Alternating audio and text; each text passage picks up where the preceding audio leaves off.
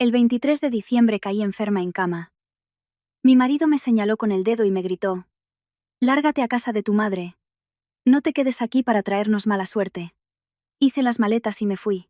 El 27 de diciembre, cuando vino a buscarme, se quedó de piedra al verme. Me llamo Isabel. Tengo 38 años y trabajo como contable en una empresa de materiales de construcción.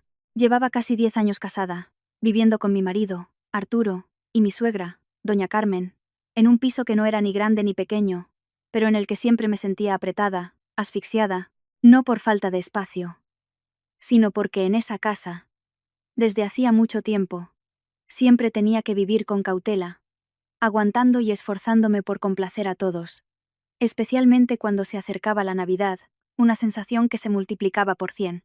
Todos los años era lo mismo. A partir del 20 o 21 de diciembre, apenas tenía un momento para sentarme. Desde la limpieza a fondo de la casa, lavar las cortinas, pulir la cubertería de plata, hasta comprar el marisco, el cordero, preparar los polvorones y el turrón, prácticamente todo recaía sobre mí. Mi suegra se limitaba a dar órdenes, y mi marido entraba y salía. Preguntaba algo por compromiso y luego decía que estaba ocupado con esto o aquello. Yo me decía a mí misma que no importaba que la mujer de la casa trabajara un poco más para que el hogar estuviera presentable y la Navidad fuera acogedora. La diferencia es que a otras se les agradece el esfuerzo con una palabra de aliento, pero en mi caso, todo lo que hacía se consideraba una obligación. La mañana del 23 de diciembre de aquel año, mientras estaba en el mercado eligiendo unas flores de Pascua, sentí un escalofrío que me recorrió todo el cuerpo. Al principio, pensé que era por el cambio de tiempo y el cansancio acumulado de tantos días de madrugar y acostarme tarde. Sin embargo, al llegar a casa, sentí un dolor de cabeza terrible. La vista se me nubló, y mis extremidades estaban agotadas. Me apoyé en la encimera, coloqué las flores en un jarrón sobre la mesa y me fui a la habitación a descansar un rato. Pero en cuanto me tumbé, la fiebre me subió de golpe. Mi cuerpo ardía por fuera, pero sentía un frío glacial en los huesos. Los labios se me secaron, y el pecho me oprimía como si alguien me hubiera puesto una losa encima. Arturo, al verme postrada en la cama, frunció el ceño y me preguntó secamente: «¿Y ahora qué te pasa?». Intenté incorporarme y le pedí que me llevara al médico porque me costaba respirar. Chasqueó la lengua, con cara de fastidio, pero aún así me llevó al centro de salud más cercano. El médico me tomó la temperatura, me auscultó los pulmones y, mirándome, negó con la cabeza. «Tiene casi 39 de fiebre. Es una neumonía aguda. Necesita reposo absoluto. Tomar la medicación y evitar cualquier esfuerzo». Apenas tuve tiempo de suspirar aliviada por saber que no era un simple resfriado, cuando vi a Arturo a mi lado con una expresión de pura irritación, como si la enferma no fuera su mujer, sino una deuda inesperada que le caía encima justo en plenas fiestas. Al volver a casa arrastré los pies hasta la habitación, con la cabeza dándome vueltas y los oídos taponados. Fuera, el sonido de la escoba en el patio, el chocar de ollas y sartenes y la televisión a todo volumen se mezclaban en un caos. Me tapé con la manta hasta el pecho y, con los ojos entrecerrados, escuché perfectamente la voz de doña Carmen en el salón, justo en el momento más importante. «Y se pone enferma. Qué mala suerte tenemos. Todo el año bien, y tiene que caer justo el 23 de diciembre». Cada una de sus palabras era como una aguja afilada, que atravesaba la puerta y se clavaba directamente en mi pecho. Me quedé quieta, con un nudo en la garganta. Estaba enferma de verdad, agotada. No era algo que hubiera elegido para arruinar la Navidad. Tras media hora tumbada, oí el ruido de platos y cubiertos en la cocina, seguido del murmullo de doña Carmen. Las verduras sin preparar, el cordero sin asar, los dulces todavía por colocar. No sé hasta cuándo piensa quedarse ahí tumbada. Apreté los dientes y me incorporé apoyándome en las manos. La cabeza me pesaba como si llevara piedras, y la habitación se volvía borrosa por momentos, pero aún así me esforcé por levantarme de la cama. Pensé que al menos podría ayudar en algo en la cocina para que no tuvieran excusa para llamarme vaga. Pero en cuanto mis pies tocaron el suelo, mi cuerpo se inclinó hacia adelante. El mareo fue tan fuerte que tuve que agarrarme al borde de la cama para no caer. Justo en ese momento, Arturo pasó por la puerta de la habitación. Al verme tambalear, no solo no corrió a ayudarme, sino que frunció el ceño y me espetó: «¿Vas a quedarte ahí de brazos cruzados? ¿Ni siquiera puedes hacer 4 cosas?». Levanté la vista hacia mi marido, y tardé unos segundos en procesar que esas palabras me las había dicho a mí. balbuceé, intentando explicarme. Estoy muy cansada. El médico dijo que tengo neumonía, pero no me dejó terminar. Me interrumpió con un gesto brusco de la mano y una voz cortante. En plenas fiestas y te pones así. ¿Quién aguanta esta mala suerte tuya? Mientras todo el mundo está feliz preparando la Nochebuena, en esta casa tenemos a una enferma tirada en la cama. Me quedé paralizada. Sus palabras no eran solo insensibles, eran como una bofetada. Una bofetada muy dolorosa porque venía de la persona con la que había compartido mi vida durante casi 10 años. Le miré, esperando ver en sus ojos un atisbo de arrepentimiento, de ternura. Pero no, se dio la vuelta y salió de la habitación, dejándome allí de pie, en medio de la fiebre y una humillación que me ahogaba. Fuera, mi suegra añadió. Una mujer que se enferma a la mínima, solo sirve para fastidiar a los demás.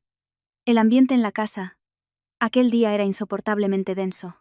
Volví a la cama y me tapé hasta la cabeza, pero seguía temblando. El frío no venía solo de la fiebre, sino de la frialdad que se manifestaba sin disimulo ante mis ojos.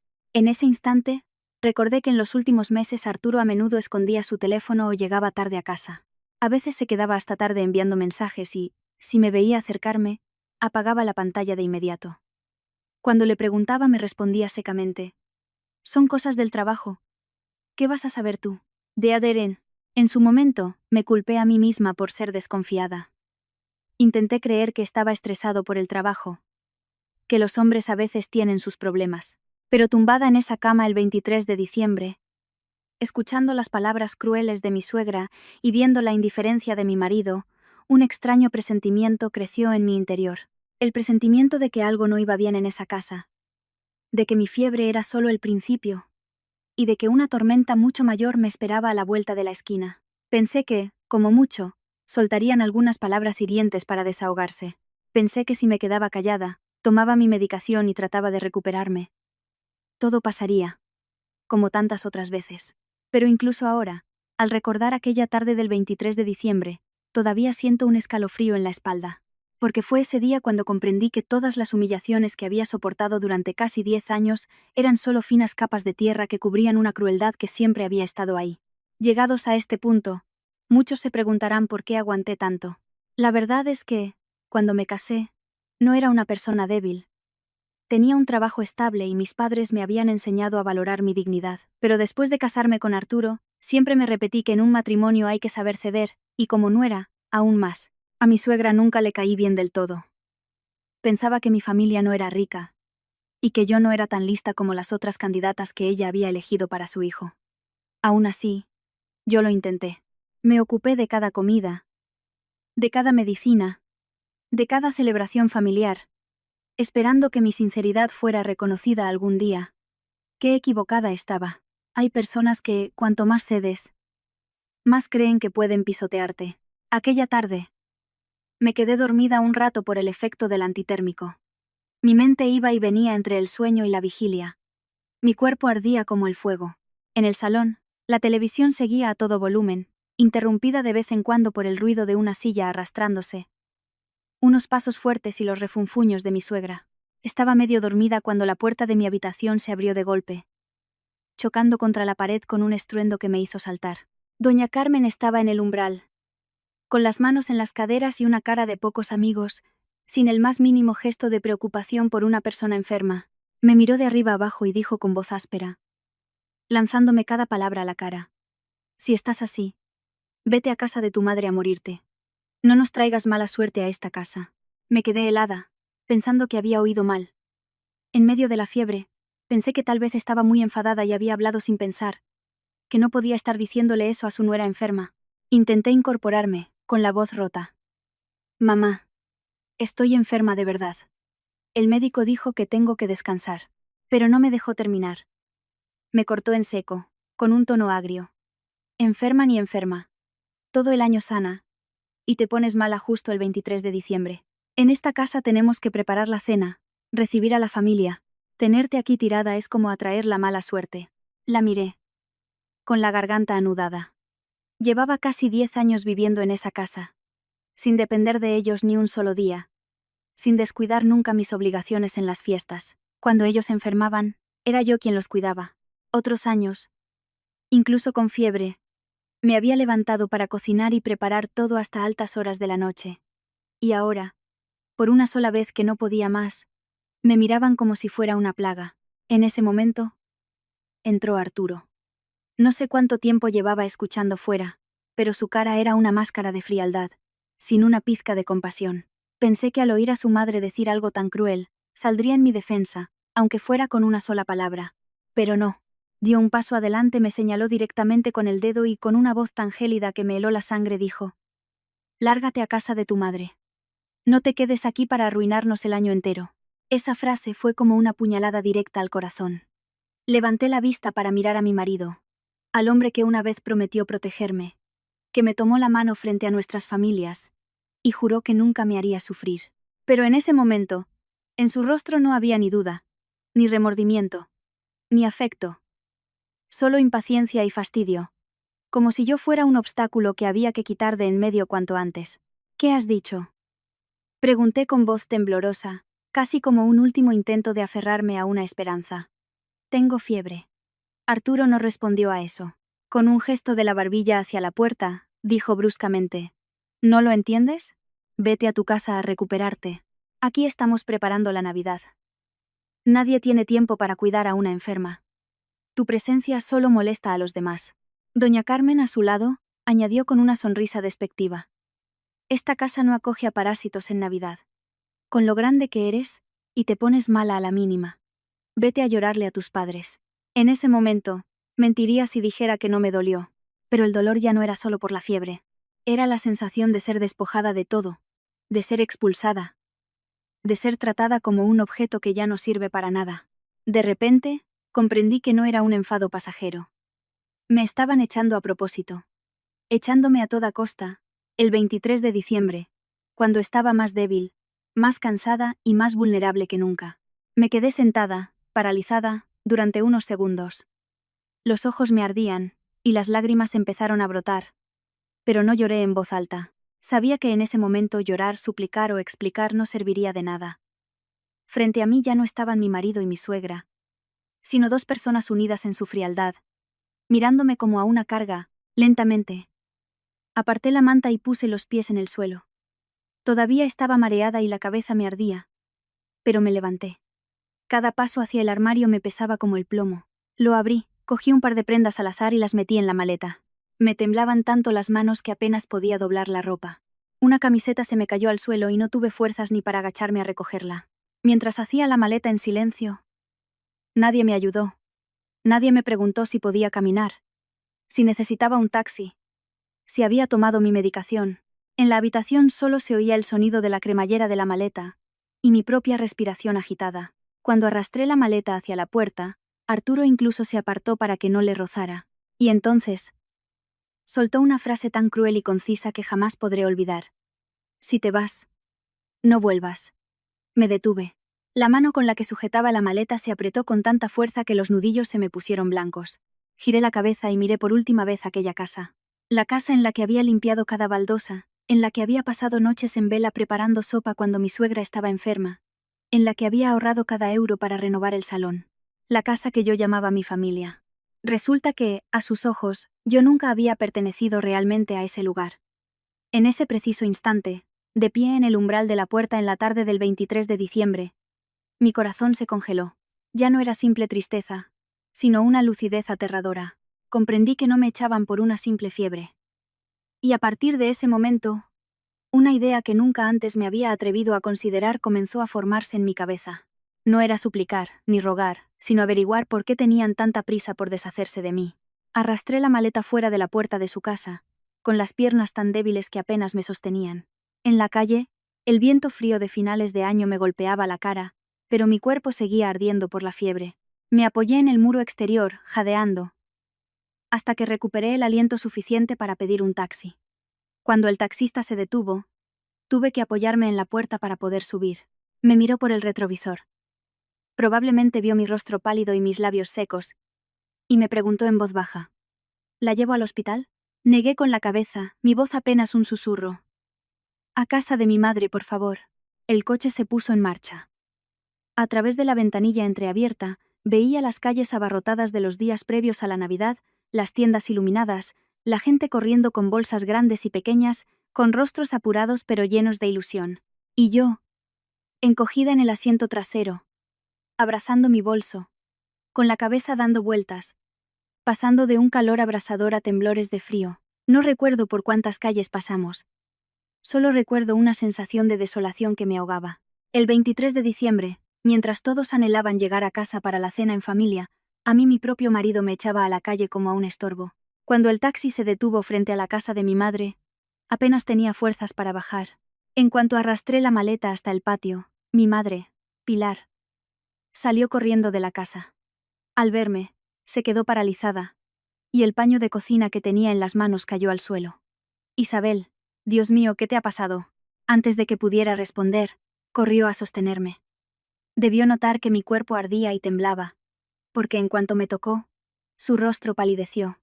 Solo pude decir, mamá, antes de que todo se volviera negro. Cuando abrí los ojos, estaba en mi antigua habitación.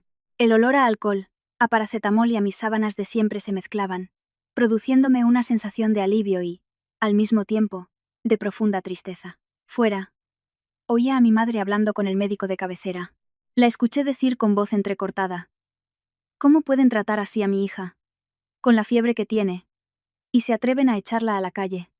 Cada palabra que llegaba a mis oídos pesaba como una piedra. Quise levantarme y decirle que no se preocupara. Pero mis párpados pesaban una tonelada. Mi garganta estaba seca. Y sentía como si me hubieran quitado toda la energía. Mi madre me cuidó toda la tarde y toda la noche. Me ponía paños húmedos. Me daba cucharadas de caldo. Llamó a una enfermera conocida para que me pusiera suero, porque estaba deshidratada. En mi delirio, entraba y salía de la consciencia. A veces veía la silueta de mi madre sentada a mi lado, otras oía sus suspiros. En un momento de lucidez, la escuché acariciarme el pelo y decir, como si hablara consigo misma: mi hija, que es una mujer buena y decente, ¿cómo ha podido acabar en una casa de gente tan desalmada? La escuché y sentí un nudo en la garganta, pero ya no tenía fuerzas ni para llorar. A la mañana siguiente, la fiebre empezó a bajar. Todavía me dolía la cabeza y sentía una opresión en el pecho. Pero mi mente estaba más despejada. Me quedé tumbada mirando al techo, con un torbellino de pensamientos. Si hubiera sido otro año, quizás me habría consolado pensando que era por el estrés de las fiestas, que todos estaban nerviosos y habían hablado sin pensar. Pero no. Lo que pasó ayer fue demasiado frío, demasiado deliberado. La forma en que Arturo me señaló para echarme. La forma en que su madre se unió a él como si lo tuvieran planeado. Cuanto más lo pensaba, menos parecía un simple arrebato de ira. Empecé a recordar los últimos acontecimientos. Las noches en que Arturo se quedaba en el salón enviando mensajes hasta tarde, y ocultaba el móvil si yo aparecía. Las llamadas que recibía en mitad de la noche, y que contestaba en voz baja en el balcón, volviendo luego con cara de pocos amigos. Las veces que le pregunté y me espetó: son mis asuntos. Deja de meterte. En aquel momento, intenté comprenderlo. Me culpé por ser paranoica, pero ahora, tumbada aquí, repasando cada detalle, todo encajaba como las piezas de un puzzle. De repente, recordé mi antiguo teléfono móvil. Lo había cambiado hacía unos meses y lo guardaba en un cajón de mi viejo escritorio, en esa misma habitación. Antes, por comodidad, Arturo y yo usábamos la misma cuenta de almacenamiento en la nube para sincronizar fotos y algunos archivos. Cuando cambié de móvil, me dio pereza cerrar la sesión y nunca pensé que volvería a necesitarlo. En cuanto ese pensamiento cruzó mi mente, mi corazón empezó a latir con fuerza. Lentamente, me senté. Abrí el cajón y saqué el viejo teléfono. Mis manos todavía temblaban por el cansancio. Lo encendí y esperé a que se iniciara. La conexión era lenta y cada icono que aparecía me ponía más nerviosa. Entré en los mensajes sincronizados y busqué las conversaciones recientes. Al principio solo había notificaciones de trabajo y mensajes publicitarios, pero de repente, un nombre desconocido apareció ante mis ojos. Raquel. Solo esas dos palabras bastaron para que sintiera una profunda inquietud. Hice clic, y en el instante en que vi las primeras líneas, sentí que la sangre se me helaba. En cuanto ella se vaya de casa por Navidad, nuestro plan saldrá a la perfección. El mensaje no era de nadie más que de Arturo. Me quedé paralizada, con los ojos clavados en la pantalla. Una frase tan corta, pero fue como un cuchillo que destrozó el último ápice de esperanza al que me aferraba. ¿Quién era ella? ¿Qué plan era ese que dependía de que yo me fuera de casa por Navidad? Si no era una coincidencia, entonces la insistencia con la que me echaron ayer, en mi peor momento, no había sido un arrebato. No era por mala suerte, ni por un enfado momentáneo. Había sido planeado, calculado. Alguien estaba esperando a que yo desapareciera de esa casa. Seguí leyendo. Y, cuanto más leía, más frío sentía.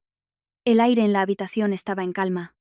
Fuera, en el patio, oía a mi madre preparando el desayuno, pero dentro de mí, era como si se hubiera desatado un huracán. Apreté el teléfono con tanta fuerza que se me durmieron los dedos. Una sospecha enorme, inmensa, se formó lentamente en mi cabeza. Si me echaron a propósito justo en estas fechas, ¿qué demonios pensaban hacer en esa casa durante mi ausencia? Me quedé inmóvil durante mucho tiempo, con la vista fija en la pantalla de mi antiguo teléfono. La sensación ya no era de simple dolor, sino un escalofrío que me recorría desde la nuca hasta la espalda. Si hasta ahora solo sospechaba que mi expulsión había sido planeada, en ese momento comprendí que la situación era mucho más oscura de lo que había imaginado. Respiré hondo, tratando de calmar el temblor de mis manos, y seguí leyendo los mensajes más antiguos. Cuanto más leía, más sentía que el corazón se me encogía. Los mensajes entre Arturo y Raquel no eran de hacía unas semanas o unos meses. Se remontaban a más de un año.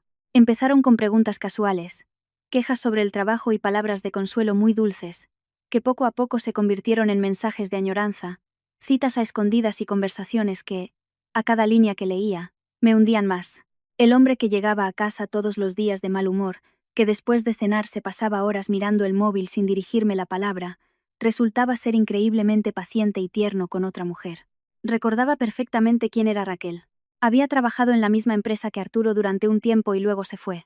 Era unos años mayor que yo, muy habladora, siempre aparentando ser una mujer experimentada y dulce. Pero si la mirabas de cerca, sus ojos tenían un brillo agudo e inquietante. La había visto un par de veces en cenas de empresa. E incluso una vez la invité a casa, pensando que era solo una compañera de mi marido. En aquel entonces, Raquel acababa de divorciarse, y se quejaba de lo mucho que sufría, de que la habían traicionado, y de que solo deseaba encontrar un apoyo, un refugio. Y ahora, esa misma mujer que se había sentado frente a mí, sonriéndome con falsedad, estaba conspirando con mi marido a mis espaldas. Me desplacé hasta un mensaje enviado unos días antes de Navidad. Mis ojos se detuvieron en una frase de Raquel. Estas Navidades, tenemos que solucionarlo de una vez. No quiero seguir siendo la otra. Una sola frase fue suficiente para que mis manos se quedaran heladas. Ya no había nada que adivinar. No solo tenían una aventura, llevaban juntos el tiempo suficiente como para planear un futuro oficial. Y el mayor obstáculo que había que solucionar era yo. Justo debajo estaba la respuesta de Arturo. Leí cada palabra como si alguien estuviera cortándome el pecho con un cuchillo sin filo. Tranquila. En cuanto se vaya, todo será nuestro. Todo. Esa palabra resonó en mi cabeza. Si solo quisiera dejarme por otra, no habría dicho todo. Habría dicho, me casaré contigo. O, me divorciaré. Pero no. Él mencionó todo, de una forma muy clara, muy práctica, revelando su verdadera naturaleza codiciosa. Me quedé en silencio, intentando unir las piezas en mi mente. ¿Por qué tenían que echarme justo en Navidad? ¿Por qué Raquel tenía tanta prisa? ¿Por qué Arturo hablaba con tanta seguridad? Como si mi desaparición de la casa garantizara el éxito de su plan. De repente, recordé algo. Hacía más o menos un mes, Arturo me había preguntado varias veces, de forma casual, por la escritura de la casa. A veces fingía curiosidad. Cariño, ¿dónde guardas los papeles de la casa? Por si algún día necesitamos hacer algún trámite. Otras veces, insinuaba. Que la casa esté solo a tu nombre es un poco incómodo. Siendo un matrimonio, debería estar a nombre de los dos para facilitar las cosas. Una vez, incluso se sentó a mi lado y, con una rara amabilidad, me dijo: estoy pensando en pedir un préstamo para un negocio. ¿Y si hipotecamos la casa por un tiempo? En aquel momento, me negué rotundamente, porque esa casa me la habían regalado mis padres antes de la boda. No quería tocarla. Él se ofendió, diciendo que no confiaba en mi marido. Yo pensé que era solo su orgullo herido. Nunca imaginé que ninguna de esas preguntas había sido inocente. Al pensar en esto, sentí que se me erizaba el vello de la nuca. La casa estaba a mi nombre. Era un bien privativo. Algo que mis padres habían conseguido con el esfuerzo de toda una vida para darme un respaldo. Si me echaron a propósito en mi peor momento, justo en unas fechas en las que todo el mundo está ocupado, los vecinos despistados y las notarías cerradas o con servicios mínimos, era muy probable que estuvieran aprovechando para hacer algo con los papeles de la casa. Engañarme para que firmara, falsificar documentos o traer a alguien para tasar la propiedad y recibir una señal. Las consecuencias ya no serían solo las de un marido infiel. Inmediatamente, cogí el teléfono y llamé a su casa. Un tono, 2, 3. Nadie contestó. Llamé a Arturo. Sonó varias veces, y luego colgó. Llamé al fijo de mi suegra. Tampoco hubo respuesta. La ansiedad en mi pecho crecía por momentos. En una situación normal, por muy enfadados que estuvieran, habrían contestado aunque solo fuera para gritarme y desahogarse. Pero no. Un silencio total, como si estuvieran ocupados en algo tan importante que no querían ser molestados. Estaba sentada, paralizada. Cuando el teléfono vibró, era un mensaje de Lucía, mi vecina de 2 casas más allá, una mujer que siempre me había apreciado. El mensaje era corto, pero al leerlo, sentí que el corazón me daba un vuelco. Isabel, ¿por qué hay tanta gente extraña en tu casa hoy? Miré la pantalla, con la garganta seca. Inmediatamente, Lucía añadió. Vi a una mujer muy arreglada llegar por la mañana, y luego 2 hombres con maletines. Tu suegra no para de asomarse a la puerta. Pasa algo. En ese momento, ya no tuve ninguna duda. Todos mis temores se estaban haciendo realidad. Mientras yo estaba postrada en casa de mi madre por la fiebre, todavía conmocionada por haber sido expulsada, en mi propia casa estaban recibiendo a extraños. No a una persona, sino a varias. Una mujer desconocida. 2 hombres con maletines. Uniendo esto a los mensajes que acababa de leer, entendí que no podía ser nada bueno. Apreté el teléfono, sintiendo una mezcla de rabia y pánico. Resulta que el verdadero propósito de echarme no era solo para tener libertad, ni simplemente para humillarme en Navidad. Estaban aprovechando mi ausencia para ejecutar un plan mucho mayor.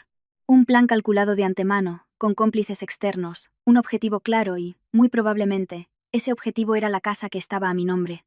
Levanté la vista hacia la ventana. El cielo de finales de año seguía despejado. El sol brillaba, y en la calle se oía el bullicio de las compras navideñas. Pero dentro de mí, todo se oscureció. Comprendí que si seguía aquí, tumbada y lamentándome, en poco tiempo podría perder no solo a mi marido, sino también el último pilar que me quedaba en la vida. Y en ese instante, un pensamiento tan frío que me sorprendió a mí misma cruzó mi mente. Tenía que saber, costara lo que costara, qué estaban tramando a mis espaldas en esa casa. Me quedé sentada unos segundos más, obligándome a respirar despacio. Si fuera la Isabel de hace unos años, probablemente me habría puesto a llamar histéricamente, a llorar, a salir corriendo a la calle sin importarme la fiebre. Pero no sé por qué, justo en ese momento en que me sentía acorralada, mi mente se aclaró por completo. Quizás por haber trabajado tantos años como contable.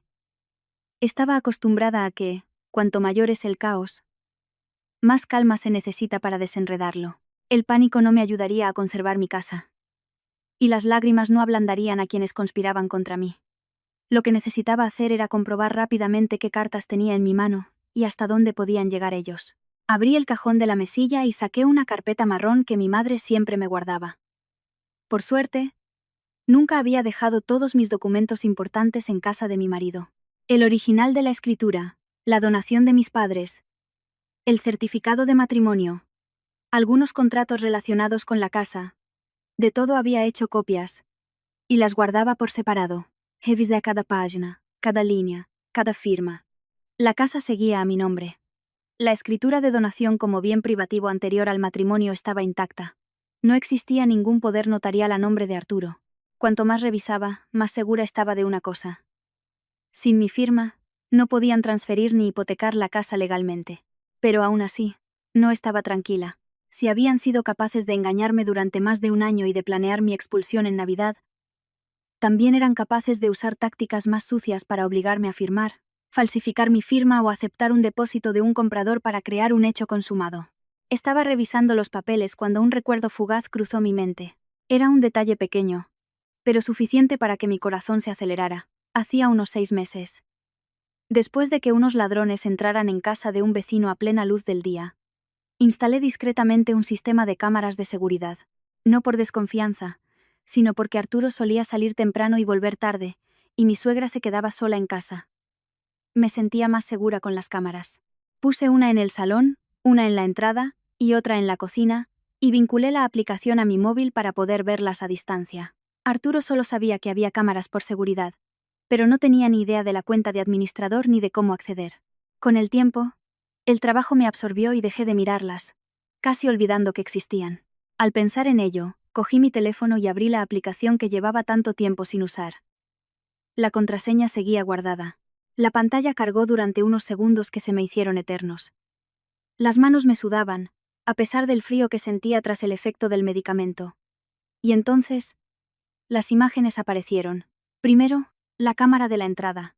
Luego, la del salón. Pegué la cara a la pantalla y sentí que todo mi cuerpo se quedaba rígido. En medio de mi salón, Arturo estaba sentado en el sofá.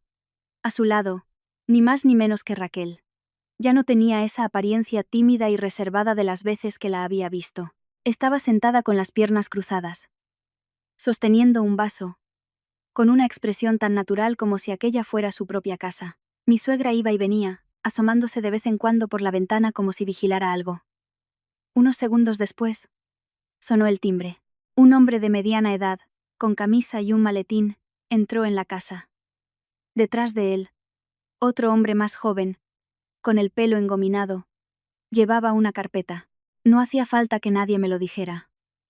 Supe al instante que uno de ellos estaba relacionado con temas inmobiliarios.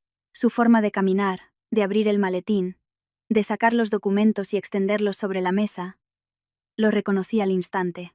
Contuve la respiración y subí el volumen.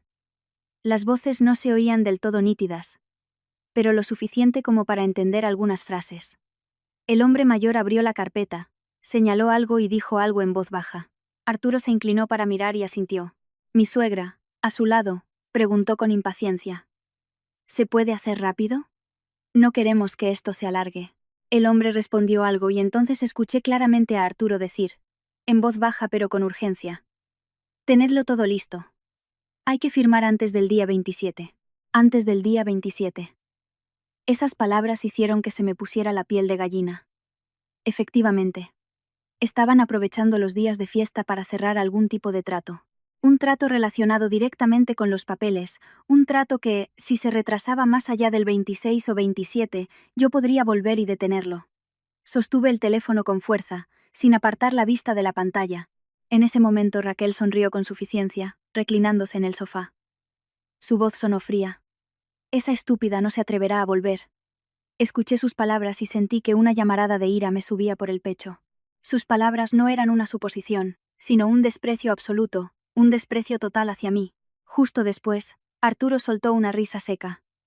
Una risa cuya verdadera naturaleza nunca había percibido tan claramente en casi 10 años de matrimonio. Y dijo, sin dudarlo, es una débil. Si la echas, se va y no vuelve. Me quedé paralizada. Débil. Esa palabra, salida de la boca del hombre por el que había pasado noches en vela cuando tenía fiebre, por el que había movido cielo y tierra cuando su trabajo peligraba, por el que había aguantado de todo durante casi 10 años solo para mantener la paz en casa. Resulta que, a sus ojos, yo solo era una mujer débil. Una mujer a la que se podía echar, a la que se podía presionar, una mujer que, por muy herida que estuviera, solo sabía tragarse las lágrimas. Por primera vez en mi vida, no solo me sentí traicionada, sino profundamente insultada, hasta la mededal. Tenía los ojos ardiendo, la nariz congestionada, pero no derramé ni una lágrima. Algo dentro de mí acababa de romperse, pero al mismo tiempo, algo nuevo acababa de despertar. Miré fijamente a esas 3 personas en la pantalla. Vi la verdadera cara de mi marido, de esa mujer y de mi suegra. Y lentamente, apreté la otra mano con tanta fuerza que las uñas se me clavaron en la palma. Por primera vez en casi 10 años como esposa y nuera, no pensé en aguantar, ni en suplicar, ni en explicar nada. Ellos habían elegido echarme cuando estaba más enferma. Habían elegido conspirar sobre la casa que estaba a mi nombre. Estaban convencidos de que yo era demasiado cobarde para hacerles frente. Pues bien, Si me consideraban tan fácil de intimidar, no podía permitir que se salieran con la suya. Dejé el teléfono sobre la cama y una sonrisa fría, que incluso a mí me pareció extraña, se dibujó en mis labios. Mi voz, ronca por la fiebre, sonó sorprendentemente clara. Si queréis jugar, jugaremos hasta el final. Esa sonrisa fría fue fugaz, pero suficiente para darme cuenta de que, a partir de ese momento, ya no era la mujer que lloraba abrazada a una almohada en un rincón. Aparté la manta y me senté apoyada en el cabecero. Mi cuerpo seguía agotado por la medicación, y la cabeza me dolía, pero mis ojos estaban extrañamente despiertos. Esa noche, apenas aparté el teléfono de mis manos. Lo conecté a una batería externa, activé la grabación de pantalla y vigilé la casa minuto a minuto a través de las cámaras. De ser la víctima expulsada y sin rumbo, empecé a ver mi propia casa con otros ojos. Cada sombra que se movía, cada conversación en el salón, cada vez que mi suegra se asomaba por la ventana, lo grababa todo. Mi madre entró varias veces, y al verme tan concentrada en el teléfono, me dijo preocupada. Yo asentía para tranquilizarla. Pero sabía que si soltaba el teléfono en ese momento, a la mañana siguiente podría ser demasiado tarde. Dicen que cuando a una mujer la acorralan, o se derrumba o se levanta más fuerte. Esa Nochebuena, yo fui del segundo tipo. Cerca de las 9 de la noche, la cámara del salón captó una escena que hizo que apretara el teléfono con tanta fuerza que se me durmieron los dedos. Raquel bajaba por las escaleras. Pero lo que me dejó sin aliento no fue solo su descarada presencia en mi casa, sino la ropa que llevaba. Era mi pijama de color crema, con pequeñas flores azules. Una tela suave que me encantaba. Lo había comprado yo misma en unas rebajas a principios de invierno. Recuerdo que cuando lo traje a casa, Arturo me dijo que ese color me sentaba bien, que me daba un aspecto sereno, y ahora, esa mujer lo llevaba puesto, paseándose por mi salón, como si fuera la dueña y señora de la casa. Raquel se sentó en el sofá, cruzó las piernas con total naturalidad, cogió una taza de té caliente y le sonrió a Arturo. Un momento después, Arturo entró desde la cocina con un plato de fruta que mi suegra acababa de cortar y se sentó a su lado. Ya no había rastro de la cautela y el disimulo de sus mensajes a escondidas. Frente a las cámaras, en la casa que estaba a mi nombre, le pasó un brazo por los hombros a Raquel y la atrajo hacia él. Y con una risa burlona que al oírla sentí que el corazón se me paraba, dijo: «A partir de ahora, esta es tu casa. No tengas miedo». Me quedé rígida. Hay frases que, sin ser gritadas, son devastadoras. A partir de ahora, esta es tu casa. Con esa sola frase, todas mis últimas ilusiones se hicieron añicos. Ya no era una sospecha, ni una aventura pasajera. Me consideraban oficialmente eliminada. Y mi casa, un objeto que pronto cambiaría de dueño. Me tapé la boca con la mano. No para contener el llanto, sino para reprimir las náuseas que me subían por la garganta. Dolía. Sí. Pero, extrañamente, mi mente se aclaraba cada vez más. Cuanto más veía sus verdaderas caras, menos espacio quedaba para la debilidad. Sobre las 10, sonó el timbre. La cámara exterior mostró a los dos hombres del día anterior. Uno llevaba un maletín, el otro una carpeta. Mi suegra se apresuró a abrir, mirando a ambos lados de la calle antes de hacerlos pasar. En cuanto se sentaron, sacó de un armario una pila de papeles cuidadosamente guardados en una funda de plástico. Entrecerré los ojos, con el corazón latiéndome a 1000 por hora. Aunque la imagen no era nítida, reconocí el borde rojo de las fotocopias compulsadas. Mi suegra las puso sobre la mesa, y dijo en voz baja, pero lo suficientemente alto para que el micrófono de la cámara lo captara: «Hay que hacerlo rápido. Antes del día 27. Si ella vuelve, se arruina todo». Hice zoom en la pantalla. Los papeles brillaban un poco por la luz, pero en el encabezado de la primera página se distinguía el sello. Lo miré fijamente durante unos segundos, y sentí que la cabeza se me quedaba vacía. Era la fotocopia de la escritura de la casa a mi nombre. No había duda. El sello, la grapa, incluso una pequeña mancha de tinta azul que yo misma había hecho al fotocopiarla. Todo coincidía. No solo estaban hablando, ya habían rebuscado en mis cosas, preparado la documentación y estaban negociando con terceros en plena Nochebuena. Aún intentaba mantener la calma cuando otra frase llegó a mis oídos y me heló la sangre. Raquel, apoyada en el sofá, miró los papeles y dijo en voz baja, pero con un tono afilado como una navaja: «¿Y si falsificamos un poder notarial? Firmamos y listo. Nadie se enterará. Sentí un escalofrío. No lo dijo como una ocurrencia, sino como algo que ya había pensado, de forma rápida y eficiente, como si falsificar la firma de alguien fuera lo más normal del mundo. Pero lo que más me horrorizó fue la reacción de Arturo. No le dijo que se callara, ni mostró el más mínimo temor ante la idea de cometer un delito. Simplemente negó con la cabeza, esbozó una media sonrisa y respondió: No hace falta. La presionaremos para que firme después. Para entonces, ya no le quedará nada. Presionarme para que firmara. Para entonces, ya no me quedaría nada. Cerré los ojos por un segundo. Su plan no se limitaba a aprovechar mi ausencia. Ya estaban pensando en el siguiente paso. De alguna manera, cuando yo volviera, me acorralarían para que firmara. Quizás usando la presión familiar, difamándome, amenazándome, o incluso inventando algo para obligarme. No solo habían traicionado nuestro matrimonio. Estaban preparando un robo de propiedad premeditado, con un plan, cómplices y roles definidos. No me permití quedarme paralizada ni un segundo más. Inmediatamente, empecé a guardar cada fragmento de vídeo, cada audio. Lo copié todo en la memoria del teléfono y lo envié a mi correo personal. Para más seguridad, lo reenvié a otra cuenta de correo antigua y conecté el teléfono a mi portátil para hacer otra copia de seguridad. Lo hice todo rápidamente, casi por instinto, como alguien que teme que las pruebas puedan desaparecer en cualquier momento. Cada acción hacía que la cabeza me diera vueltas por el cansancio. Pero apreté los dientes y seguí hasta el final. Cuando la última copia se envió correctamente, me recosté en la almohada y solté un largo suspiro. Fuera, ya se oían los primeros fuegos artificiales de la Nochevieja lejana, y en la pequeña habitación de la casa de mi madre, yo yacía con la vista clavada en el techo, el pecho todavía dolorido, pero con el corazón frío y firme como el acero. Ellos pensaban que era débil, pensaban que, al echarme, me limitaría a llorar y a dejar que hicieran lo que quisieran. Y en esa misma noche de Nochebuena, me dije a mí misma, con una claridad que ya no admitía vuelta atrás: creísteis que era débil. Esta vez, no os daré tiempo ni a reaccionar. Esa Nochebuena apenas dormí. No por la fiebre, que me dejaba el cuerpo agotado, sino porque mi mente estaba demasiado despierta, tan despierta que cada palabra captada por las cámaras, cada sonrisa de Raquel, cada mirada furtiva de mi suegra, se repetía en mi cabeza con una claridad meridiana. Casi amanecía.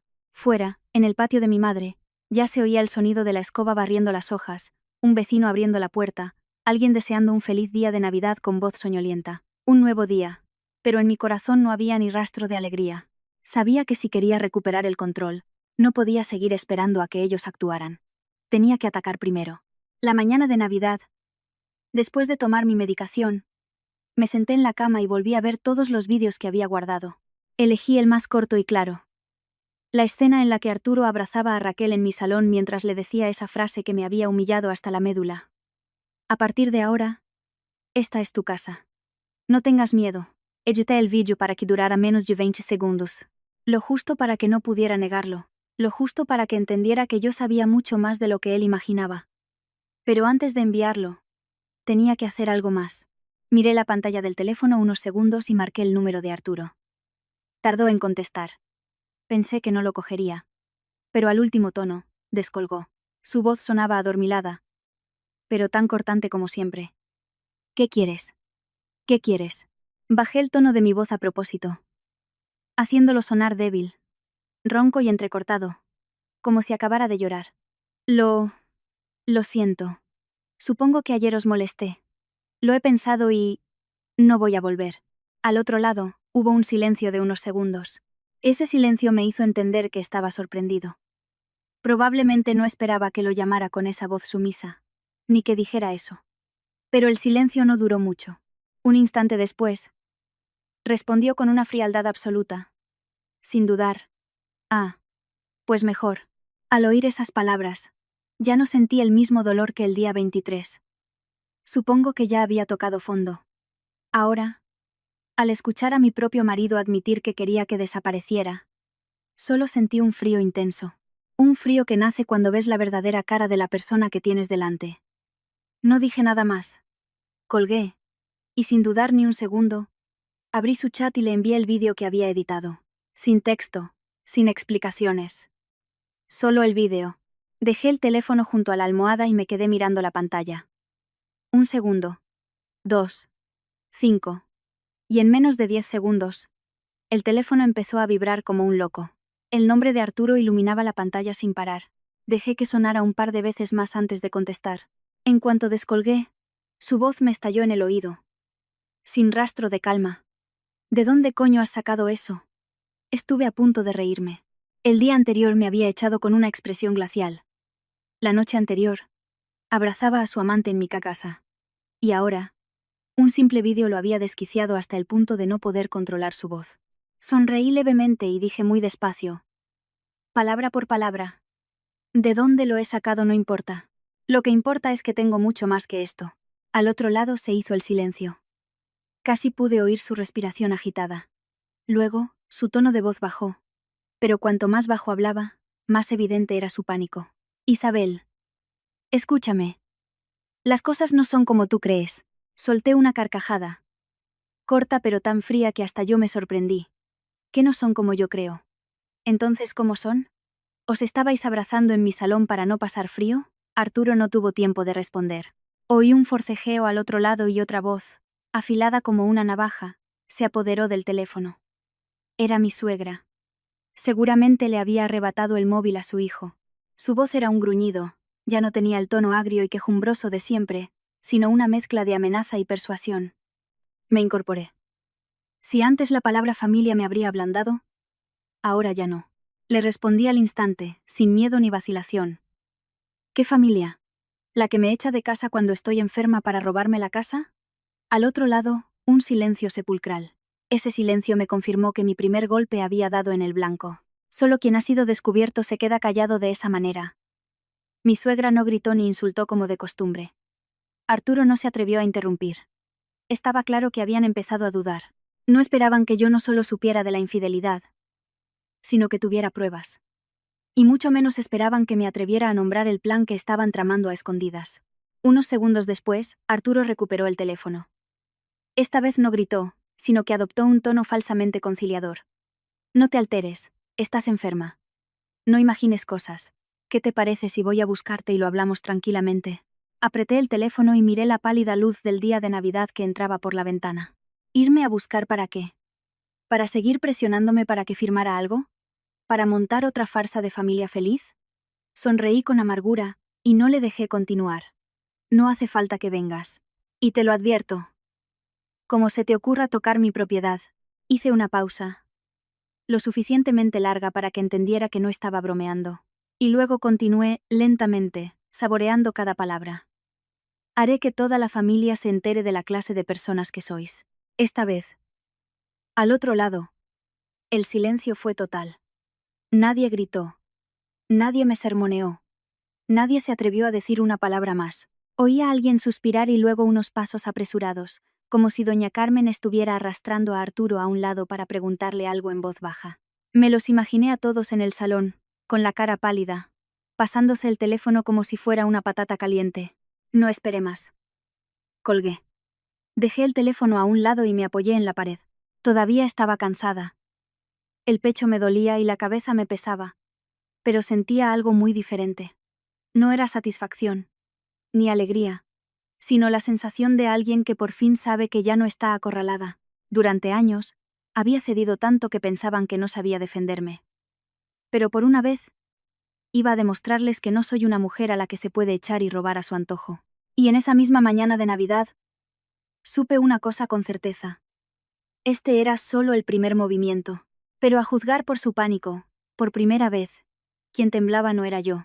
Pensé que después de mi llamada de la mañana de Navidad, al menos se lo tomarían con más calma durante unos días para replantear su estrategia. Una persona normal, al saber que la otra parte tiene pruebas de una infidelidad y de un complot para robarle sus bienes, se asustaría, retrocedería, actuaría con cautela. Pero olvidé una cosa. Quienes son capaces de echar a su esposa con fiebre alta el 23 de diciembre ya no actúan como gente decente. No retrocedieron. Al contrario, decidieron atacar con más fuerza, con más suciedad, con más temeridad. La mañana del 26 de diciembre. Acababa de tomar mi medicación. y estaba sentada junto a la ventana cuando mi teléfono vibró. Era un mensaje de Arturo. Una sola frase, tan corta como escalofriante. Si quieres que esto acabe en paz, vuelve y firma los papeles del divorcio. Me quedé mirando la pantalla durante unos segundos. Ni una disculpa, ni una explicación, ni la más mínima vergüenza después de todo lo que había descubierto. Solo una condición, expresada como si le estuviera dando una orden a una subordinada. Debajo del mensaje, había adjuntado una foto. La abrí. Era el borrador de la demanda de divorcio. Leí cada línea y una sonrisa amarga se dibujó en mis labios. No de alegría, sino porque, cuanto más leía, más clara veía la magnitud de su codicia y desvergüenza, superando cualquier cosa que pudiera haber imaginado. En la demanda, el motivo del divorcio estaba redactado con mucho cuidado. Cese efectivo de la convivencia conyugal, solicitando el divorcio de mutuo acuerdo. Pero la parte de abajo revelaba su verdadera intención. Se especificaba que yo, Isabel, renunciaba voluntariamente a cualquier derecho sobre los bienes gananciales y no presentaría ninguna reclamación futura sobre la vivienda, dinero o bienes materiales tras el divorcio. Solté una carcajada, una risa seca y amarga. Así que no solo querían echarme, querían que yo misma firmara un papel para legalizarlo todo, convirtiéndome de víctima de una traición en alguien que renunciaba a todo por voluntad propia. Querían que, si alguien preguntaba en el futuro, solo tuvieran que mostrar ese papel para quedar limpios, para que nadie pudiera reprocharles nada. Qué bien lo habían calculado. Hasta un punto repugnante. Aún no había respondido cuando el teléfono sonó. Era un número de Beatriz, una prima lejana de la familia de Arturo. Dudé un momento, pero contesté. En cuanto acerqué el teléfono a mi oído, escuché su voz, entre sorprendida e inquisitiva. Isabel, ¿es verdad que has dejado a tu marido por otro? Me quedé paralizada. Sus palabras fueron como un cubo de agua sucia arrojado a mi cara. Me senté rígida en el borde de la cama, con la mano que sostenía el teléfono helada. Solo había pasado un día. Un solo día desde que supieron que tenía pruebas. Y esta era su contraofensiva. No era una disculpa, ni una negociación, sino una campaña de difamación para destruir mi reputación primero. Porque sabían perfectamente que en esta vida hay cosas que duelen tanto como perder dinero. Perder el honor. Ser señalada. Que toda la familia murmure a tus espaldas que eres una mujer de mala vida. Intenté mantener la voz firme. ¿Quién te ha dicho eso? Merobaño men. Chamen. ¿Quién te ha dicho eso? Beatriz bajó la voz, como si estuviera contando un secreto. Pues la familia de tu marido. ¿Quién si no? Dicen que llevabas tiempo viéndote con otro. Que te descubrieron, y por eso te fuiste. Y que ahora has vuelto para reclamar la casa y montar un escándalo. Me quedé tan sorprendida que he llamado para saber qué hay de cierto. No respondí de inmediato. No porque no supiera qué decir, sino porque estaba tratando de tragar el nudo que se me había formado en la garganta. Así que este era su siguiente movimiento. Como no podían asustarme con amenazas, atacaban directamente mi honor, convirtiéndome en la culpable, en la mujer que abandona a su marido por un amante, para que si yo decía algo, la gente dudara. ¿Quién iba a creer a una mujer acusada de adulterio? Después de esa llamada, mi teléfono no dejó de sonar.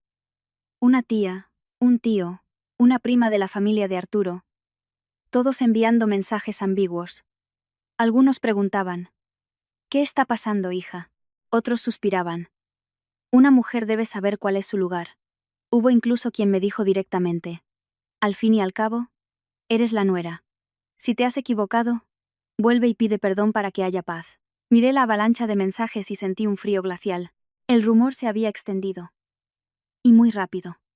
Era evidente que no se habría extendido así si alguien no se hubiera encargado de difundirlo. Entendí su objetivo. Querían aislarme. Que la vergüenza y las críticas me hicieran sentir tan acorralada que me rindiera. Cuando a una mujer se la difama lo suficiente, o se vuelve loca o se cansa tanto que firma cualquier cosa con tal de que la dejen en paz.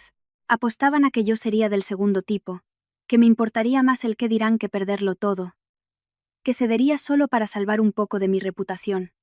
Se equivocaron de nuevo. Casi al mediodía, llamó mi suegra. En cuanto contesté, oí sus sollozos falsos. Empezó con una voz entrecortada que, si no la conociera, me habría hecho pensar que estaba realmente apenada por mí. Isabel, hija, si haces esto, ¿cómo vamos a mirar a la cara a la familia? Llevo toda la mañana con el teléfono ardiendo de gente preguntando. Ya soy vieja. No me hagas pasar esta vergüenza. La escuché en silencio. Escuché cada sollozo fingido. Cada frase moralista que usaba como escudo. Era una experta. Acababa de difundir un rumor para destruirme y ahora se hacía la víctima. Si hubiera sido la de antes, su voz me habría ablandado. Pero ahora solo me daba risa. La interrumpí, sin dejar que siguiera con su actuación. Mi voz sonó tan fría que hasta a mí me sorprendió. Siga con su teatro, suegra. Al otro lado, se quedó en silencio. Probablemente no esperaba que le hablara con tanta franqueza. Continué. Lentamente. Palabra por palabra. Es usted una gran actriz. Actuó cuando me echó de casa. Actuó cuando difundió el rumor de que tenía un amante. Y ahora actúa como si fuera la víctima. Siga actuando. Pronto le daré un escenario con 100 espectadores. Colgué justo después de esa frase.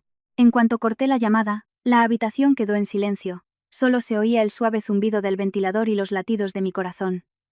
Fuera, la gente seguía visitándose, riendo y celebrando. Y yo, sentada allí. Entendí una cosa más claramente que nunca. No se detendrían si yo seguía cediendo. Para ellos, cuanto más callaba, más fácil era presionarme. Cuanto más aguantaba, más merecía ser pisoteada. Su último ataque había sido rastrero, sí. Pero también me había ayudado a ver la verdadera cara de toda esa familia. Ninguno de ellos me había dejado una salida digna. Y en ese mediodía del 26 de diciembre, comprendí que esto ya no era una pelea de pareja, ni un conflicto entre suegra y nuera. Era un acoso calculado, y si ellos estaban dispuestos a arrastrarme por el fango para obligarme a firmar, yo tenía que levantarme. No solo para salvar mi casa, sino para salvar mi honor. Después de la llamada con mi suegra, me quedé sentada mucho tiempo en el borde de la cama, mirando el patio soleado, mientras mi mente trazaba un plan. Habían elegido difamarme ante toda la familia, lo que significaba que ya no les importaba guardar las apariencias. Y cuando la gente llega a ese extremo, unos cuantos vídeos o advertencias por teléfono no son suficientes para detenerlos. Si seguía atacando a pequeña escala, solo les daría tiempo para inventar más mentiras y seguir arrinconándome. Para terminar con esto, tenía que jugar una carta definitiva. Una carta que, una vez sobre la mesa, no pudieran negar. En cuanto la idea se perfiló en mi mente, supe lo que tenía que hacer. No era quedar en un café para hablar, ni discutir por teléfono. Era enfrentarlos delante de toda la familia, en el mismo lugar donde intentaban pintarme como la culpable. Si ellos usaban el qué dirán como un arma, yo haría que esa misma arma se volviera contra ellos. Y el mejor momento no era otro que el 27 de diciembre, cuando la casa estaría llena de gente, cuando una sola palabra bastaría para que la verdad se extendiera como la pólvora. Cogí el teléfono y le envié a Arturo un único y breve mensaje. De acuerdo. El 27 vuelvo para firmar y acabar con todo. No había pasado ni un minuto cuando respondió. Tan rápido que supe que estaba esperando ese mensaje. Las palabras aparecieron en la pantalla. Tan frías y cortas como su tono habitual. Si hubieras sido lista desde el principio, te habrías ahorrado problemas. Miré esas palabras y una sonrisa irónica se dibujó en mis labios. Estaba convencido. Convencido de que yo estaba cansada. De que las críticas de la familia me habían doblegado. Convencido de que con un poco más de presión, firmaría dócilmente su papel en blanco. Cuanto más lo creía, más se adentraba en la trampa que yo le estaba tendiendo, pero para esta jugada, no podía confiar solo en mi ira. Necesitaba pruebas documentales, a alguien que entendiera de leyes, algo que los dejara sin posibilidad de réplica. Busqué en mis contactos el número de Daniel, un abogado conocido de mi antigua empresa. Había trabajado con él en algunos litigios contractuales y sabía que era discreto y eficiente. Lo llamé y le conté la historia de forma concisa. Al otro lado, guardó silencio un momento, y luego me hizo preguntas muy específicas sobre la casa, la donación como bien privativo y los vídeos y mensajes que tenía. Respondí a todo sin añadir ni quitar nada, sin dejar que las emociones interfirieran. Cuando terminé, Daniel dijo con calma: si todo es como dices, esto ya no es solo un caso de infidelidad. Hay indicios de un intento de apropiación indebida. Mantén la calma. Imprime todas las pruebas que tienes. Vídeos, mensajes, grabaciones, capturas de pantalla. Haz varias copias. Mañana, si lo necesitas, te prepararé un expediente para seguir adelante. Al oír eso me sentí mucho más segura. Lo que ellos querían era convertirme en una mujer histérica que solo sabía llorar, sin pruebas que respaldaran sus palabras. Pero ahora no. Tenía pruebas, tenía un abogado y lo más importante, tenía la suficiente claridad mental como para no actuar por impulso. La tarde del 26, mientras mi madre preparaba la cena, me senté en mi viejo escritorio. Abrí el portátil y conecté el teléfono para transferir todos los datos. Cada vídeo de las cámaras, cada conversación entre Arturo y Raquel, cada grabación de sus planes sobre los papeles. Lo nombré todo claramente. Y lo ordené por fecha y hora. Incluso hice capturas de pantalla de los rostros y los mensajes. La impresora de casa llevaba tiempo sin usarse. Pero ese día la encendí y empecé a imprimir. El sonido de la máquina en la tarde silenciosa sonaba tan seco y decidido como mi corazón en ese momento. Una página tras otra. Todo en blanco y negro. Irrefutable. Ya no era mi palabra contra la suya. Todo estaba en papel. Después de imprimir, hice otra llamada. Esta vez no a un abogado, sino a alguien igual de importante. Don Ricardo, un primo de mi suegro, un hombre con una gran reputación en la familia y conocido por su franqueza, no era de los que se meten en los asuntos de los demás, pero si veía una injusticia, no se callaba ante nadie. Aunque nunca habíamos tenido una relación cercana, siempre me había tratado con respeto. Sabía que si alguien podía hacer que toda la familia escuchara, era él. Le expliqué con cuidado que el 27 volvería a la casa para resolver un asunto muy importante. Le pedí que, si podía, se pasara un rato, porque necesitaba un testigo y a alguien con la suficiente autoridad en la familia para escuchar toda la historia. Don Ricardo no hizo preguntas innecesarias. Guardó silencio unos segundos y luego dijo: «De acuerdo. El 27 estaré allí. Si de verdad están tramando algo sucio, no te preocupes, yo estaré presente». Al colgar, sentí que por fin podía respirar hondo. Llevaba todo el día con los nervios a flor de piel. Solo con la confirmación de don Ricardo sentí que la partida empezaba a inclinarse a mi favor. Ellos creían que me estaban convocando para obligarme a firmar. Pero no. Era yo quien los estaba trayendo al lugar con más testigos, al momento perfecto para desenmascararlos. A una situación de la que no podrían retractarse. La noche del 26 apenas dormí. No por debilidad o fiebre, sino porque tenía demasiadas cosas que asegurar. Repasé cada archivo. Ordené los papeles. Anoté ideas en un cuaderno. Mi madre me trajo un vaso de leche caliente, y al verme todavía sentada en el escritorio, se quedó en la puerta un momento, y luego preguntó en voz baja: «Son muchos, ¿y si se ponen violentos?». Levanté la vista y la miré. Por primera vez en días, mi voz sonó estable. «Estoy segura, mamá. Esta vez, no voy a perder». Mi madre no dijo nada más. Se acercó y me puso una mano en el hombro. No fue un gesto para detenerme, sino de apoyo silencioso. Sabía que me habían acorralado hasta el límite, y que si no ponía fin a esto, esa familia seguiría pisoteándome toda la vida. Casi al amanecer saqué del armario la ropa más formal que me había traído. Elegí una blusa oscura y unos pantalones discretos. No para impresionar a nadie, sino para que, al entrar en esa casa, mi imagen no fuera la de una mujer enferma y humillada, arrastrando una maleta. Me peiné. Preparé la carpeta con los documentos. Revisé el teléfono, la batería externa y las llaves. Luego me senté en el borde de la cama. Afuera todavía estaba oscuro, pero en mi mente, cada paso estaba claro. Solo quedaban unas horas. Unas horas en las que ellos creerían que estaban a punto de ganar. Y unas horas en las que, en su propia casa, pagarían por todo lo que me habían hecho. La mañana del 27 de diciembre, me levanté muy temprano.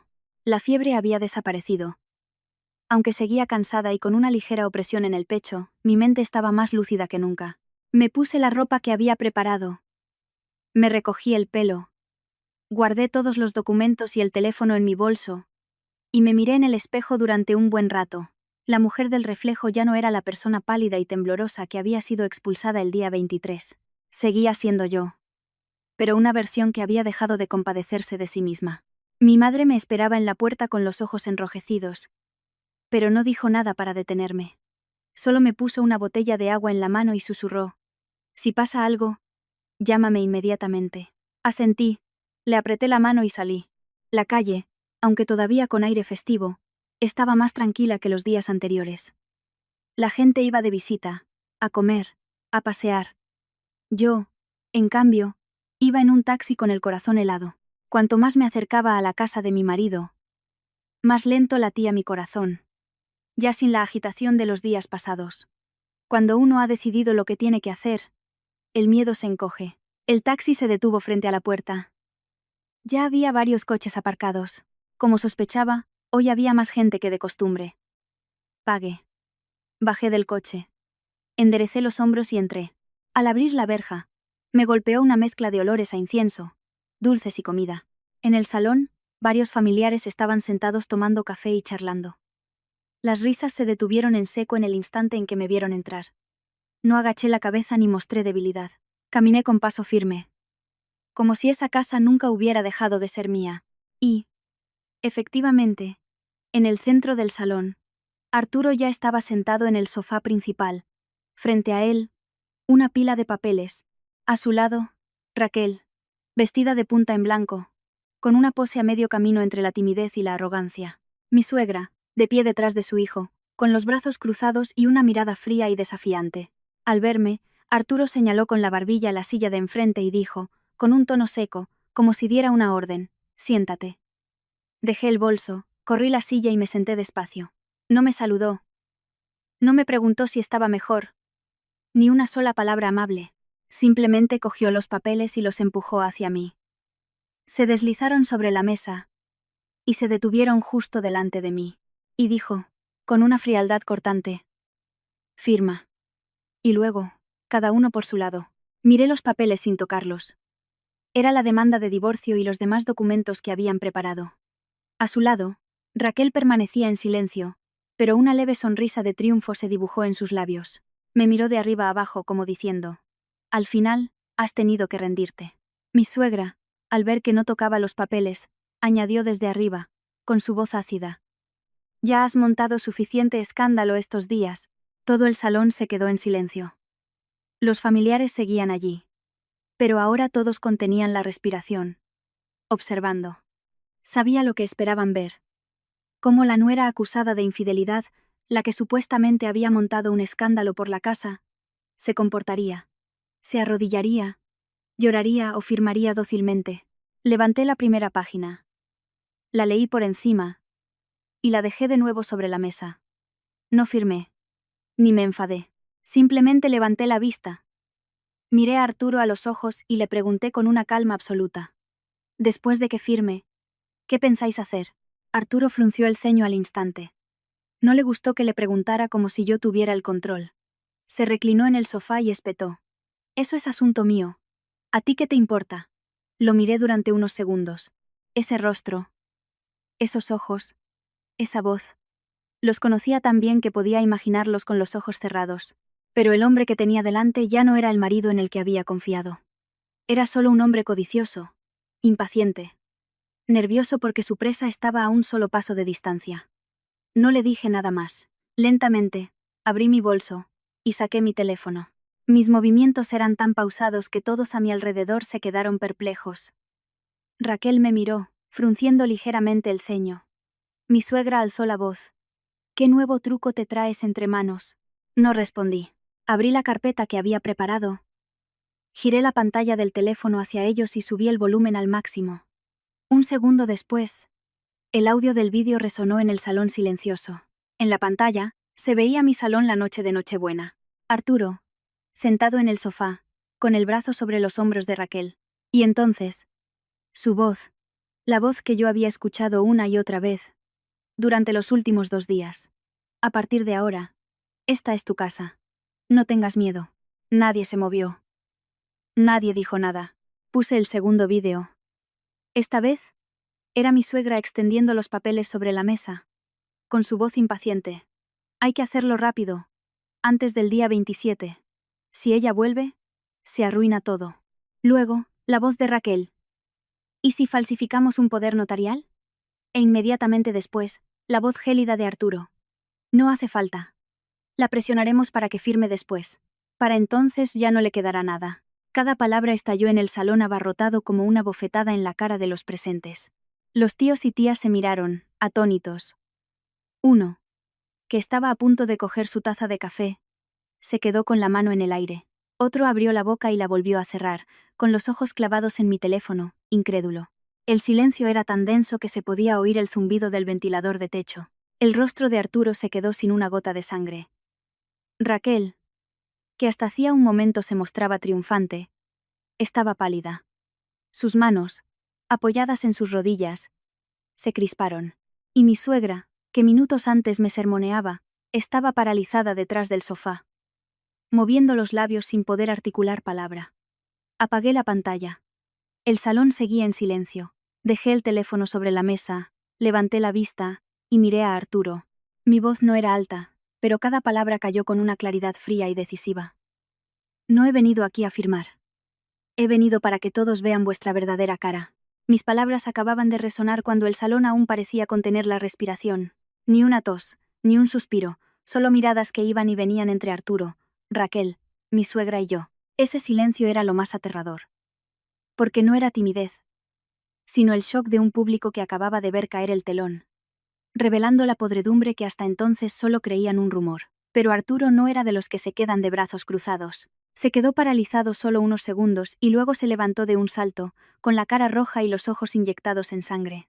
De repente, se abalanzó sobre la mesa, hacia mí. Si hubiera sido la de antes, me habría encogido de miedo. Pero en ese momento, estaba preparada para lo peor. En cuanto vi que intentaba arrebatarme el teléfono, me hice a un lado, aparté la silla y su mano falló, golpeando el borde de la mesa y haciendo que las tazas de café chocaran con un tintineo. Gritó, con la voz rota. «¿Te lo estás inventando? Eso es un montaje». Me puse de pie, sujetando el teléfono con una mano y apoyándome en el respaldo de la silla. Lo miré de arriba abajo, observando cómo su agresividad empezaba a mostrar el pánico que sentía por dentro. Entonces dejemos que se oiga esto más claro. Sin esperar a que dijera nada, puse otra grabación de audio. Un leve zumbido precedió a la voz de Arturo, que resonó con una claridad brutal en el salón. «Tenemos que echarla antes de Navidad, o no podremos hacer los papeles». No necesité decir ni una palabra más. Esa sola frase fue suficiente. El salón estalló en un murmullo colectivo. Una tía que estaba sentada cerca de la ventana se levantó de golpe, con el rostro desencajado. Miró a Arturo y luego a mi suegra. Y exclamó con voz aguda por la conmoción: «Dios mío, ¿cómo podéis tener un hijo así?». Sus palabras fueron la chispa que encendió la mecha. Los demás empezaron a hablar entre ellos. Unos negaban con la cabeza, otros fruncían el ceño, otros cuchicheaban rápidamente. Las miradas que antes me juzgaban, ahora se habían vuelto. Ya nadie me veía como la mujer que montaba un escándalo. Miraban a Arturo, a Raquel y a mi suegra con una mezcla de sorpresa y repulsión. Mi suegra comprendió que la situación había dado un vuelco. Ya no podía mantener su actitud altiva. En un instante, su tono de voz cambió por completo, adoptando esa dulzura falsa que yo conocía tan bien. Se adelantó un poco y me miró con unos ojos que intentaban parecer amables. «Isabel, hija, estas cosas se hablan en privado. No hagas un escándalo». Escucharla me provocó una risa amarga. Hacía unos días, era ella quien me echaba de mi habitación mientras deliraba de fiebre. Y ahora, delante de la familia, sacaba a relucir la privacidad. La miré a los ojos, sin alzar la voz, pero con una claridad que todos pudieron oír. Su rostro, que intentaba parecer conciliador, se contrajo. Pero Raquel era diferente. No tenía la misma capa de hipocresía que mi suegra. Acorralada, perdió los estribos. Se levantó de un salto y me señaló, con la cara descompuesta por la rabia y la humillación. Su voz se volvió un grito agudo. «No eres más que una inútil. ¿Para qué quieres esta casa?». El salón se quedó en silencio de nuevo. Nadie esperaba que la mujer que hasta ahora jugaba el papel de víctima revelara su verdadera naturaleza de forma tan descarada. La miré. Observé cómo el maquillaje se le corría por las comisuras de los ojos por la ira, y sonreí con desdén. «Sí, soy una inútil, pero la casa está a mi nombre». Dicho esto, dejé de mirarla. Cuanto más bajo cae alguien, menos atención merece. Abrí mi bolso y saqué la carpeta que había preparado la noche anterior, llena de impresiones, capturas de pantalla y copias de las pruebas. La dejé caer sobre la mesa. El sonido del papel contra la madera fue seco y definitivo. Empujé la carpeta hacia adelante. Miré a Arturo. Y con la voz todavía calmada pero tan fría que hasta yo me extrañé, dije: «Y esta es la denuncia que he preparado. Si lo de hoy no es suficiente, irá directa a la policía. Esta vez, No solo Arturo palideció. Mi suegra se tambaleó y se agarró a una silla. Y Raquel retrocedió medio paso, mirando a Arturo como si esperara que él la salvara. Pero él ya no tenía esa arrogancia de antes. Se quedó paralizado, con las manos apoyadas en la mesa y el cuello tenso, pero sin poder articular palabra. Sabía que estaba calculando si yo iba de farol, si me atrevería a llegar tan lejos. Sí. Entre todos esos familiares que ahora lo miraban con desprecio, le quedaba alguna salida. Y yo, de pie en medio de ese salón, por primera vez en casi 10 años, no me sentí inferior a nadie. Me habían echado como a un trasto viejo. Habían intentado obligarme a renunciar a todo. Habían difundido rumores para destrozarme. Pero en ese momento, supe que la balanza había cambiado. Ya no estaban por encima de mí. Y esto era solo el principio de su caída. Justo cuando terminé de hablar, se oyó el sonido de un coche frenando en la calle. Poco después, la verja se abrió, y unos pasos firmes resonaron en el patio. Una figura familiar apareció en el umbral. Era don Ricardo. Entró en el salón, y el ambiente cambió por completo. En la familia de Arturo, don Ricardo era un hombre de pocas palabras. Pero cuando hablaba, todos escuchaban. Sin rodeos, caminó hasta el centro del salón. Su mirada pasó de mí a Arturo y se detuvo en los papeles sobre la mesa. Luego, con una voz grave y clara, preguntó: ¿Quién es el dueño de esta casa? El salón se quedó en silencio. Mi suegra intentó hablar, pero yo di un paso adelante y respondí con calma: Yo. Don Ricardo asintió y se giró hacia Arturo. Su rostro no mostraba ira, sino una calma que era aún más intimidante. Miró a su sobrino y le preguntó, palabra por palabra: ¿Tú sabes quiénes son los padres de ella? Arturo, desconcertado, balbuceó: Pues, gente normal. Antes de que terminara, don Ricardo golpeó la mesa con la mano. El estruendo hizo temblar las tazas de café. Su voz se elevó, cargada de desprecio. ¿Gente normal que le deja una casa como esta? Este terreno está en un plan de recalificación desde el año pasado. Su valor se ha multiplicado. ¿Creías que podías jugar con ella porque no tenías ni idea? ¿Cabeza hueca? Namastaros. Escuché sus palabras y sentí un escalofrío. Era cierto. Yo sabía desde hacía meses que el área iba a ser remodelada. Pero nunca se lo dije a Arturo ni a su madre, conociendo su codicia. Y ahora, ese silencio se convertía en su perdición. Arturo miró a don Ricardo y luego a mí, con una expresión que pasó del pánico a la incredulidad total. Mi suegra se hundió en el sofá como si le hubieran quitado el esqueleto. Don Ricardo aún no había terminado. Señaló los papeles sobre la mesa y dijo con voz de acero: Con estos chanchullos, no solo puedes perder la casa, puedes perder tu libertad. ¿Creías que engañando a Isabel se acababa todo? No todo lo que brilla es oro. Supe que era mi momento de añadir el golpe final. Me acerqué a la mesa, miré a Arturo y a mi suegra, y dije con suavidad, pero con una claridad devastadora: Y por cierto, todos los documentos originales los deposité en un banco antes de Navidad. El salón estalló de nuevo en murmullos. ¿En un banco?, preguntó una tía. ¿Entonces todo esto son fotocopias? No respondí. Solo miré a Arturo, para que entendiera que todo lo que habían estado planeando se basaba en simples copias sin valor. El rostro de Arturo pasó del blanco al verde.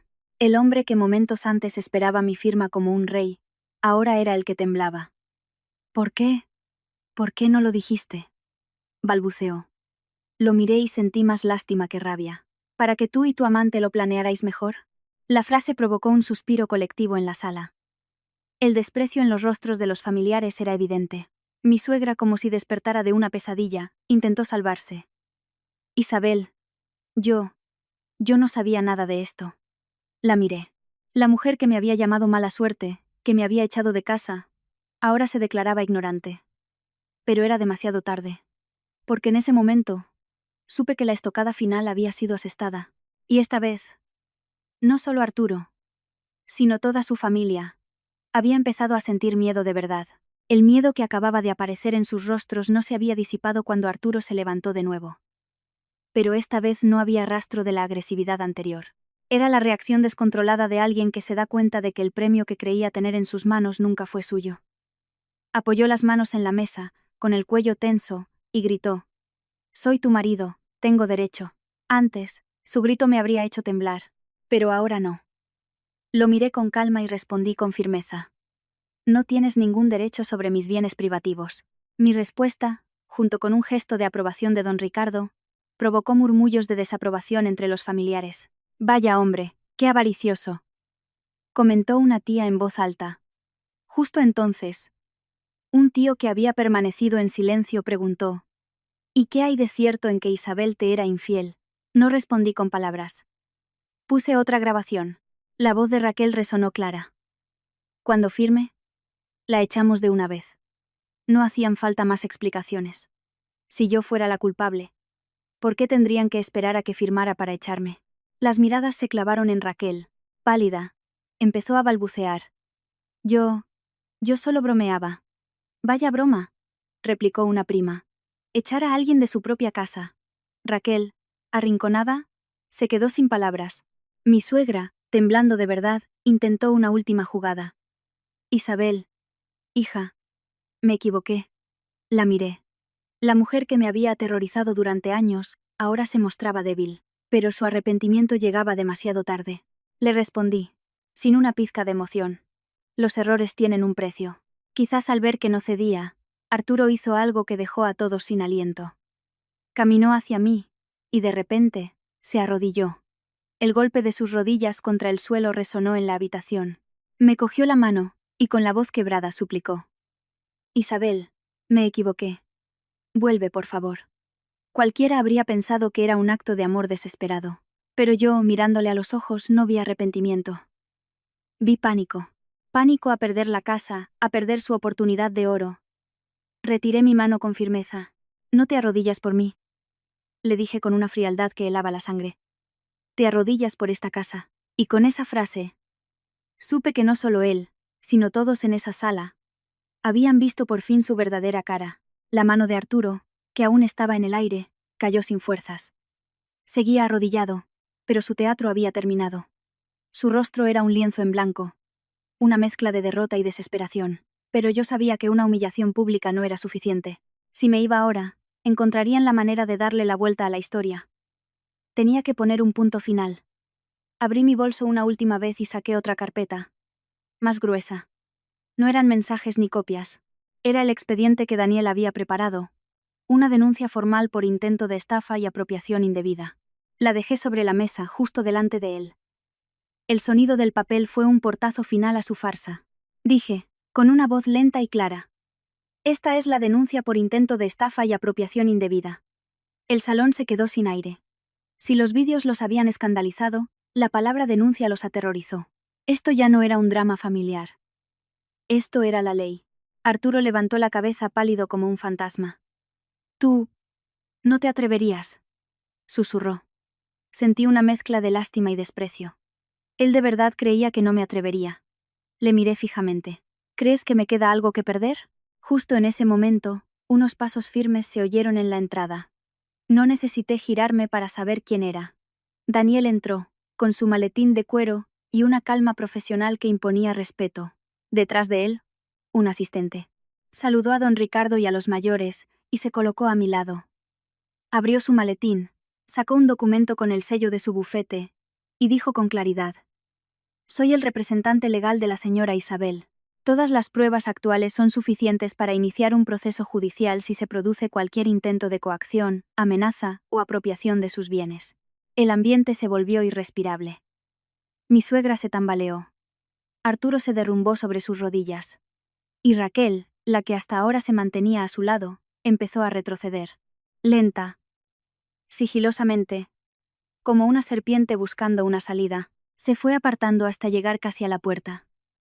Su rostro era un poema de pánico. Finalmente susurró, casi inaudible: «Yo no tengo nada que ver». Arturo se giró, incrédulo.